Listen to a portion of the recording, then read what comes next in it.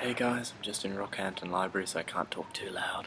But a couple of weeks ago, just before you left on this trip, I got the chance to interview a professional ecologist on Avoid Island while sitting on the beach. We were um, taking surveys of turtle data census, so yeah, it was pretty fun and pretty cool place to do an interview. Hi, Angus. Oh, Gideon's just there. We're being very quiet. Hi. Hey. Alright. Just finished bumping the audio down, so enjoy. Thanks. I'm here with Nancy FitzSimmons, who's very kindly agreed to do an interview with me on the beach, on site in the field on Avoid Island up in Queensland near Mackay. And she has got a wealth of experience working with turtles, that's right? Yes. Yeah. 25 years. 25 years working with, I've just worked my mathematics. When did you? About 1990. 1990 you've been working with turtles. And so where has it taken you? Well, it's been the focus of my career for the last 25 years. So. And geographically, have you gone all around the Pacific, or do you have a? Mostly, I've worked in Australia, with a bit in the U.S. and Costa Rica, but mostly here, but all over Australia. And do you have a particular focus on do you have a favourite turtle? No, I don't have a favorite turtle. Oh, I enjoy. Not good to show favouritism to you. I enjoy working with all of them. So, okay. Yeah, they're all different, all really interesting, and they all take you to different places. I imagine they all have their idiosyncrasies, and to tune into those must be. Yeah. Well, one of the most fascinating parts about it. Mm-hmm. It is. And when it comes to communicating your science, as in how your work is put into words or where it's recorded, what do you think is your most impacting way of being able to connect to people? I think that really varies, because it's important to get the science out to the scientists who are doing similar research to you, but that has to get out to both the general public and especially to the managers who were directly responsible for looking at relations. So it really has to be a combination. So you would say the majority of your work is targeted toward conservationists and those who maintain marine parks, those who maintain coastal areas. Yeah, the focus of my research is all about conservation genetics mostly, and so I do genetic studies of populations, and we're not flashing. Oh, it's just saying full. It'll have to be audio. Sorry. Oh, please. Well, okay. That's all right. We'll just keep the audio from it. Okay. So genetic populations mainly. Yeah. So a big part of what me and the students and colleagues that I've worked with is about identifying populations. So if you're going to conserve any sort of species, you need to know what constitute populations, where are the boundaries of those populations, what is the range of animals within those populations. Right. So the first step we do with the genetics in that regard is to define the populations. Right. And then we do studies on feeding grounds to then determine where those turtles have come from. So which of the breeding populations are showing up at different feeding grounds. And is it often difficult to find people without a background in genetics or biology to convince them how genetics is related to the location and the diversity within the difference between populations? Is that difficult to talk about sometimes? I don't think it is, because it's really straightforward. We're using the genetics as markers to simply tell us about the population. It's our equivalent of looking at a human population and looking at skin color or eye color and working backwards where people originally came from in the world. Exactly. So we're doing exactly the same thing with turtles, but using genetic markers for it. So the concept is quite easy to get. Are there any parts that are difficult to talk about?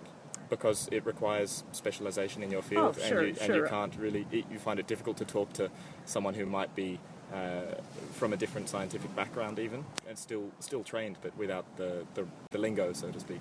You just have different language for different people. So if you're talking about, say, the relationship among turtle species, you'd be talking in very scientific terms with your scientific colleagues. Yes. But you can draw a little tree and tell people how they're related to each other. So it can be made very simple for people. And that's something that's really nice about the work, and I really enjoy going to different groups and talking with them about what I do. Do you believe there's a lot lost in translation if a lot of the technical terms aren't being used? I don't think so. That's No, very comforting to hear. It's very simple behavior that we're really getting at with the turtles, and it's about behavior that where are they breeding with each other, how much are they traveling around among populations, when are they traveling, where are they traveling, all those things are quite simple concepts, really. So really it's a disambiguation what you're doing, finding a complex process and then being able to represent it. Yeah, you have to be able to, because you need to be able to go to managers and say, all right, you have a particular marine turtle population in this region. All of the rookeries in that region belong to the same population, so now when you do your management, you need to be looking at those rookeries as a whole, and then a combination of our genetic studies, satellite tracking people have done, tagging turtles and seeing tag recoveries. Then with all of that information, you can say, and turtles from those rookeries travel to this place and this place and this place. And so to conserve the whole population, you need to be looking at where all those different feeding grounds are and what are the risks of those feeding grounds. So that's the whole basis of what we're trying to do. Right. So it's pretty straightforward. It's a lot of work to get that information, but it's a pretty straightforward thing we're really trying to do. Well, that's why I imagine there's a community to be able to share around the world. Would you call it a very well-connected area of ecology? Well, do you speak to other turtle scientists quite frequently and share information quite transparently? The turtle world is a big family, and we have international meetings every year. That's great. And you can have up to 1,000 people showing up, and those of us who do the similar work to me, we're always getting together and talking and working on projects together. So no, it's one of the things, very, very, very collaborative world. That's the great. People that I'm working with. And to throw another spanner in the works, away from the academic side of things, the work that WildMob is doing. Now I understand you're being employed by WildMob on this particular project. Yep. What's it like working? Are there any other constraints working with WildMob as opposed to working on your own independent research and taking your own field data? Are there restrictions that without obviously bad mouthing? No, it's total positives. I think they have a fabulous plan in how they go about doing things, where they involve student groups in conservation activity, and so it's way more interesting to be out here with groups of students, and we get a lot more accomplished. So no, it's a fabulous way to work. It kind of draws on a couple of aspects of your background with turtles. I mean, obviously the research in the field as well, but then also your time and experience as a lecturer at Canberra, National University. University of Canberra. University of Canberra. Right. I love teaching in the field. It's the best place to be doing any sort of teaching. So it keeps you excited because people are seeing things for the first time and experiencing things for the first time. I can certainly testify to that. Yeah. So it's great to be able to share that. Okay. And without WildMob, I think we'd be challenged getting the project going every time. We'd be looking around for volunteers to run things, and so it's made it wonderful. We're losing light, but I suppose that doesn't matter. No, I guess not with your. No. What are you going to do? Yeah. It's certainly not everything lost. I've been catching too much turtle footage as is, and I'm actually planning to knock up a great little video. So that's neat. I'll email a link to it. Yeah, that's neat. A link of it to you. Yeah, I think the only issues you have in doing research is there's some things that the general public might not like if you're not able to explain the reasons behind it. So when somebody sees you tagging a turtle, there's going to be people that don't like that. Exactly. They see the turtle flinch, and they can't relate that, well, you'd flinch too if someone just pierced your ear and you weren't expecting it.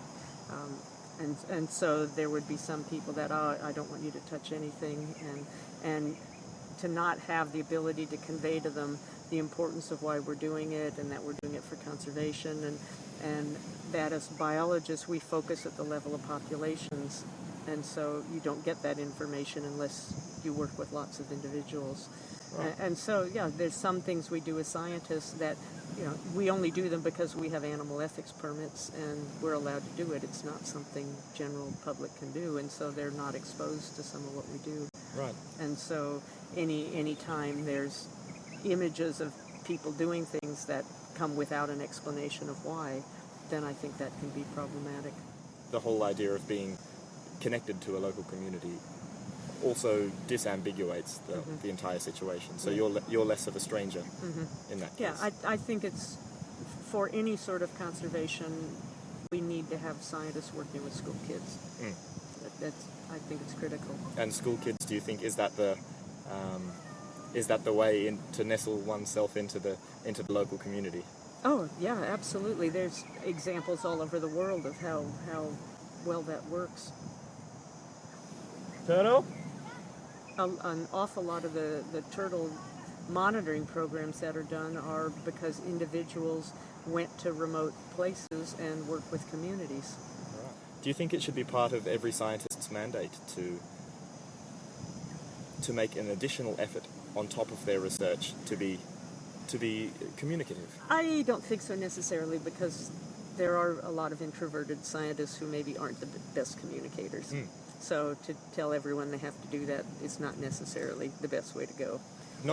In terms of a group sort of project, then there's probably someone there that would be a good educator, but people aren't necessarily good educators. They're different skills. So a compromise there might be to work as part of a team. Yeah. And most of us do in our research. And the lead scientist may well communicate with the other team members, who can then relay the information. A project leader, a project manager, for example. We have a turtle coming up. We do. Just for those without the visuals, we're watching a turtle crawl up as we speak. A lovely flatback turtle. Looking around. I hope nobody's moving over there.